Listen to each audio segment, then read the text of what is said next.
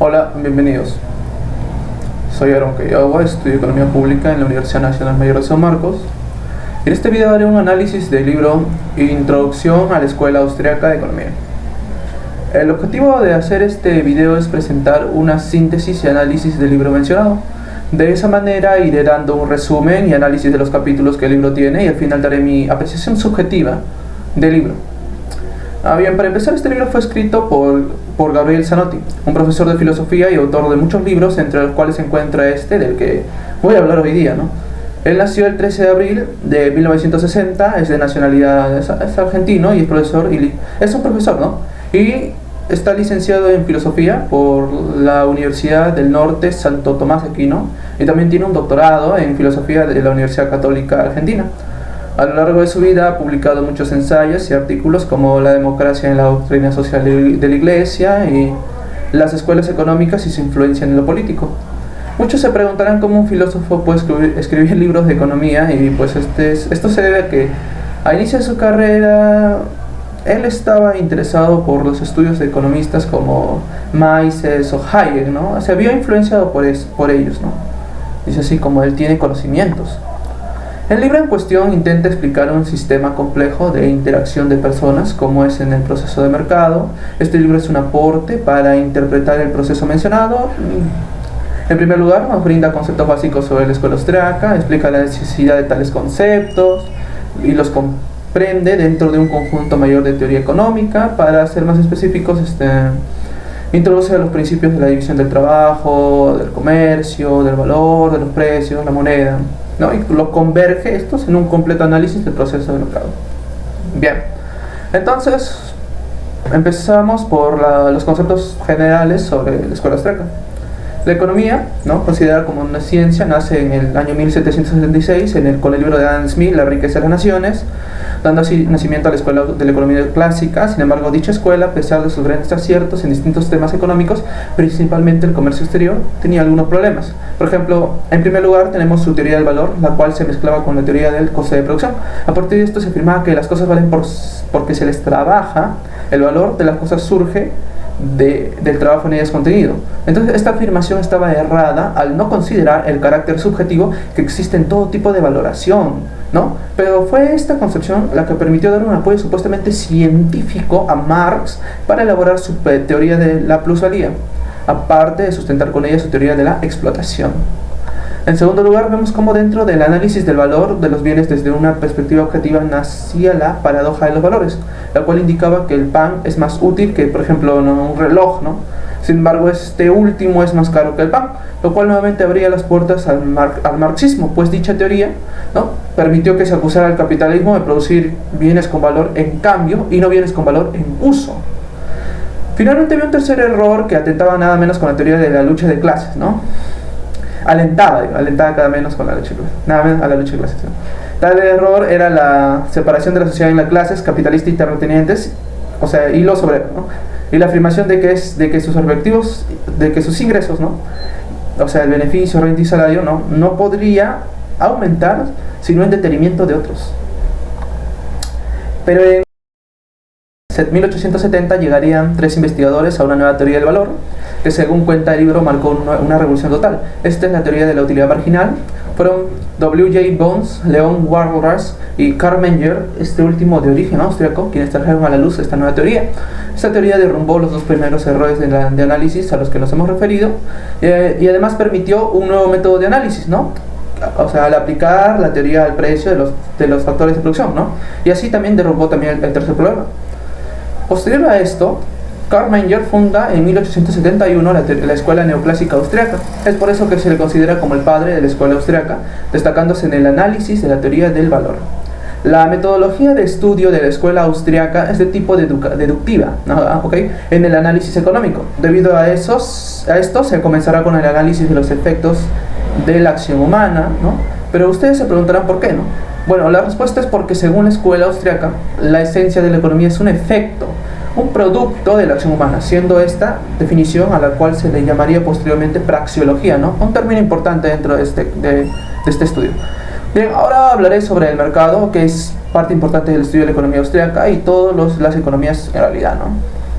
Entramos ahora entonces en el estudio del mercado y de sus más relevantes componentes como los bienes, la oferta, la demanda y el monopolio. En primer lugar, el precio de un bien dentro del mercado está determinado por el juego de la oferta y la demanda, ¿no? Pero según la escuela austríaca, el valor del bien está determinado esencialmente por la utilidad que le otorga dicho bien al hombre, ya que el individuo, en busca de mejorar su situación actual, siempre quiere lo que le ayude a lograr sus objetivos. Por ejemplo, si a una persona le dan ganas de comer, ¿no? Pero se da cuenta de que no tiene nada de comida en su casa, este tomará un objetivo que es tomará una acción, ¿no? Que es en este caso ir en busca de alimentos al mercado para mejorar su situación actual, que es la del hambre, ¿no?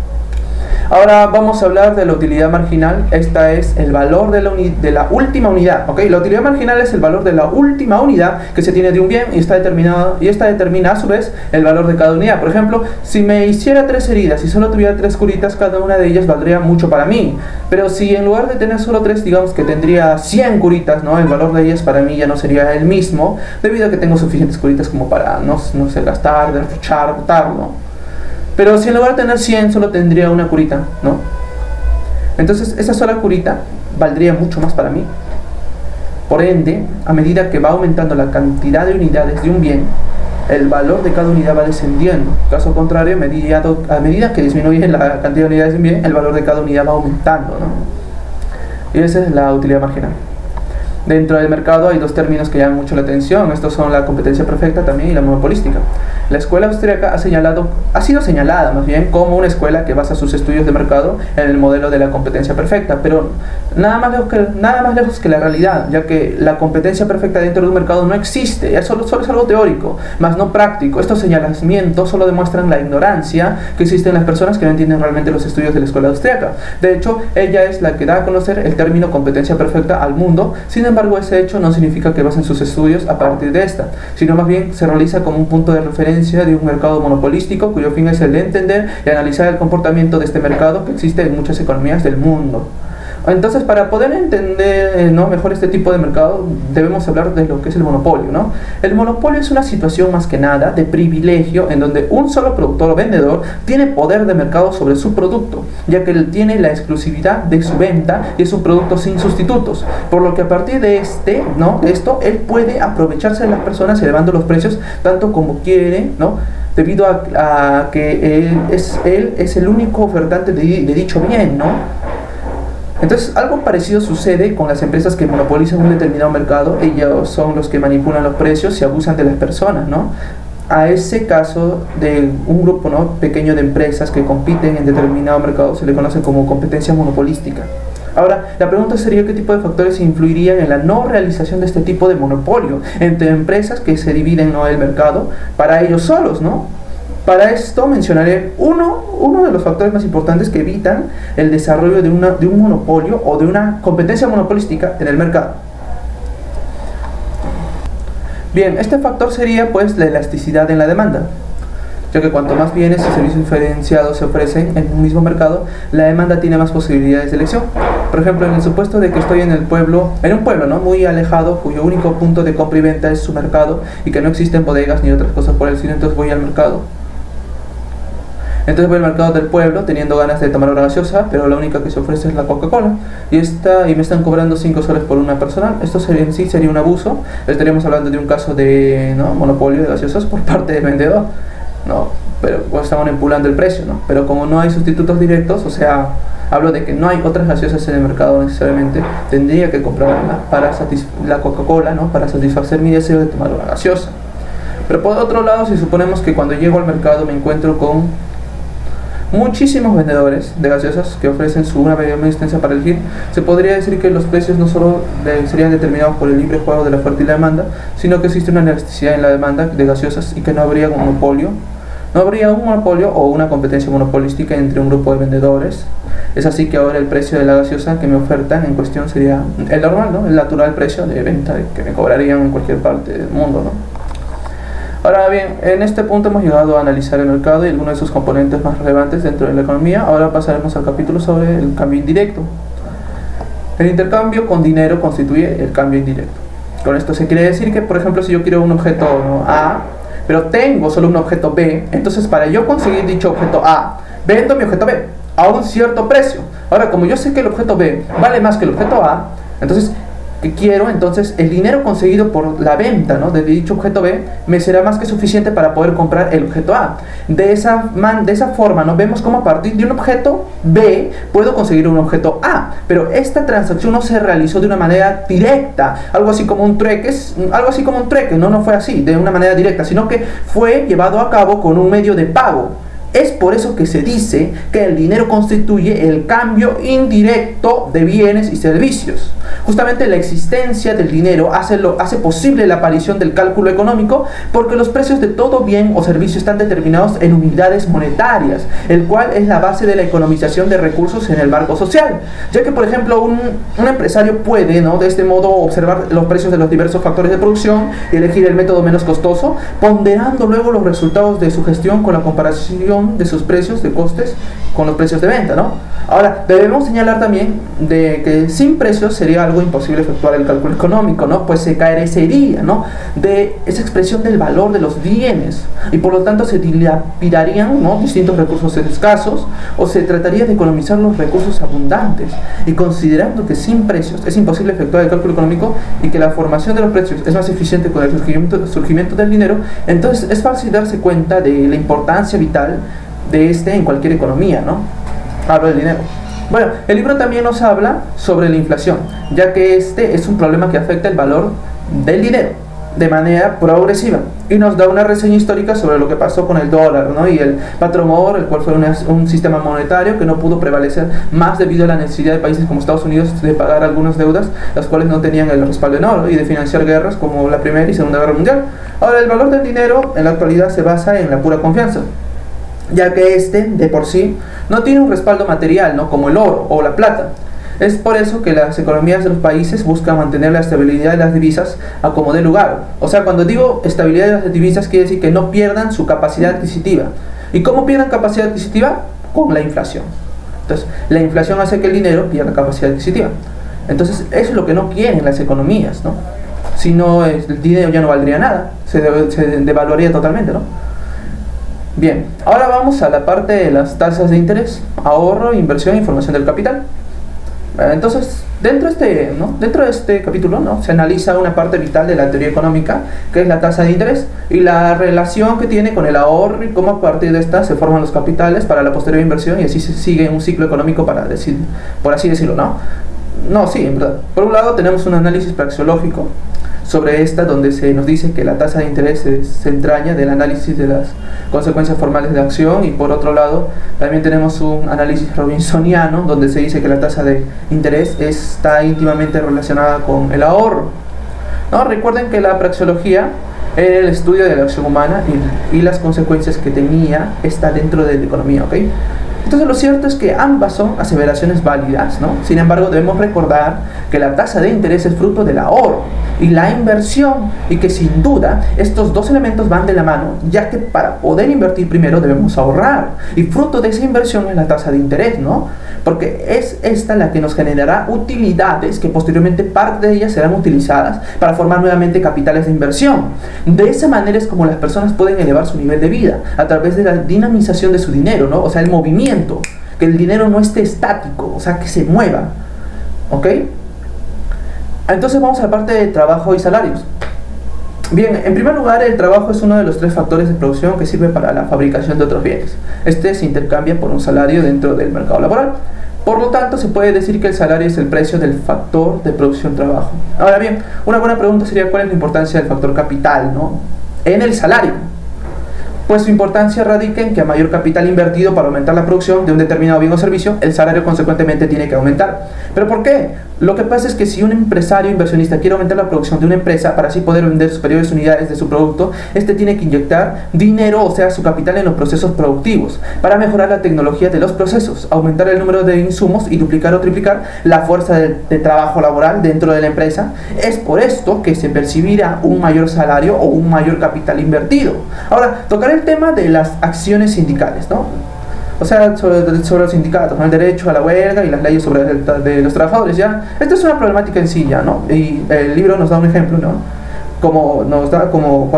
Entonces nos cuenta de que en distintas sociedades se presentan empresas con sindicatos, como en Estados Unidos, ¿no?, en donde los trabajadores de dichas empresas reciben un mayor salario, otros trabajadores que reciben un mayor salario a otros trabajadores que no cuentan con sindicatos, ¿no? El autor se opone a la manipulación sindical por parte de los obreros a través de las distintas leyes obreras existentes, ya que esto generaría una relación de abuso entre el empleador y el empleado, donde es el primero el que saldría perjudicado. Pero no tenemos que olvidar cuando todo era al revés, y el empleado realizaba huelgas por la justicia en la división de los ingresos, y ahora que los empleados no tendrían un instrumento de justicia, la pregunta sería ¿para qué lo están usando? ¿No? Obviamente no podemos meter a todos en un solo saco, pero como se podrá observar, la oposición a este tipo de acción sindical surge no solo por la violencia socialmente aceptada que implica, ¿no? Donde las personas lo ven como una lucha entre el pobre trabajador y el rico empresario, sino también por el perjuicio que significa el nivel de vida de los obreros. Por eso lo que se propone es una fijación coactiva de salarios y un desarrollo integral de la relación obrero y empresario. ¿Ok? Ahora, para el capítulo de los impuestos, bien, cuando se habla de los impuestos, aquí en el libro se habla específicamente de los impuestos directos, ¿no? ¿Y por qué son los que más afectan al mercado? Bueno, esto pasa porque los impuestos directos son progresivos a las ganancias de las personas. O sea, quiero decir que si mis ganancias suben, mis impuestos directos también lo harán. Esto evidentemente es un desaliento a las ganancias y se desalienta consiguientemente también la proporción de los ingresos, ¿no? De los ingresos que se dan destinados al mercado de capitales, ¿no? Cosa que significa una menor oferta de ahorro en dicho mercado. Y menor oferta de ahorro significa, como sabemos, ¿no? Menor cantidad de capital, lo que implica menor nivel de vida para la comunidad por falta de capital de inversión que genera utilidades, ¿no? Entonces podemos concluir que el impuesto directo a las ganancias provoca principalmente descapitalización de los distintos mercados de capitales y por lo tanto menor nivel de vida para la comunidad. Bien, ¿cuál es este tipo de impuesto entonces básico, ¿no? Que se usa en una economía liberal? Pues para el descarte es el impuesto directo, ¿ok? Ya que estos impuestos no afectan a la proporción consumo-ahorro, como lo hacen los impuestos indirectos, ¿no? O sea, en este tipo de impuestos se pagan a medida que uno consume. No grava sobre tus ingresos, sino sobre tu consumo. Entonces, este impuesto tiene la enorme ventaja de no afectar la cantidad potencial de capital que se puede reunir, ya que no grava sobre los recursos que se hubiera destinado a la formación de dicho capital. Por ende, se dice que en una economía de mercado estos serían los únicos impuestos que pueden aplicarse, pues son los que menos afectan el proceso de economización de recursos que el mercado naturalmente necesita. Ahora quiero entrar a la parte del comercio exterior, ¿no? Dentro de este capítulo surge una problemática que la escuela austríaca lo señala como culpa del Estado. Esto es la manipulación del tipo de cambio, ¿no? Y se habla de un caso específico de manipulación, cuando el Estado infravalora la moneda extranjera y sobrevalora la nacional. Esto tienden a aumentar artificialmente las importaciones, ¿no? Esto tiende a aumentar artificialmente las importaciones y se frenan las exportaciones, pues al nacional le es más barato conseguir moneda extranjera con la cual pagar las importaciones, ¿no? Entonces de esa manera aumenta la demanda de estas. Ahora bien, aumentar artificialmente las importaciones trae como consecuencia importar bienes que naturalmente no se hubieran importado, ¿no? Lo que implica que se tiene una buena productividad de dicho bien en el país, ¿no? Y que era menos costoso producirlo en el país que importarlo.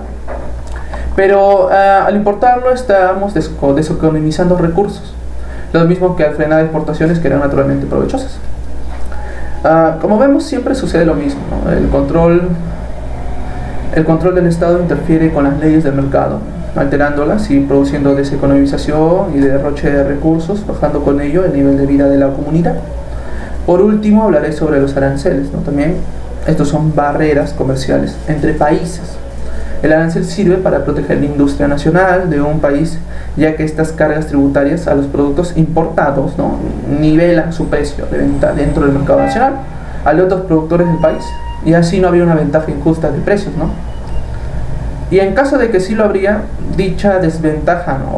o dicha ventaja, ¿no? injusta de precios se le conoce como dumping. Ese es el dumping. Bien, hemos tocado los puntos más importantes del libro, dando ejemplos sobre distintos conceptos económicos, analizando algunas problemáticas que surgieron en la historia de la economía, ¿no? También, realmente el libro es muy metódico a la hora de sustentar cada uno de sus capítulos. Por mi parte, este libro me ha dado específicamente, ¿no? una nueva perspectiva del tipo de cambio, ¿no? Del tipo de cambio, de los sindicatos, la inversión y el ahorro, ya que habló de muchas problemáticas que surgen, ¿no?, alrededor de estas en la sociedad. Y realmente yo ni siquiera me había dado cuenta de que podía pasar esas cosas hasta antes de leer el libro. Creo que es bueno leerlo, ¿no?, más que nada para poder ampliar nuestro panorama de la economía y desarrollar un mejor entendimiento de la escuela austríaca y de cómo interpretan la realidad económica. Entonces invito a leerlo a todas las personas para que puedan desarrollar más conciencia sobre lo que pasa en la economía, que es un sector, ¿no?, importante en el mundo, ¿no?, realmente. Bueno, eso sería todo. Muchas gracias por llegar a este punto del video. Espero que les haya servido. Gracias.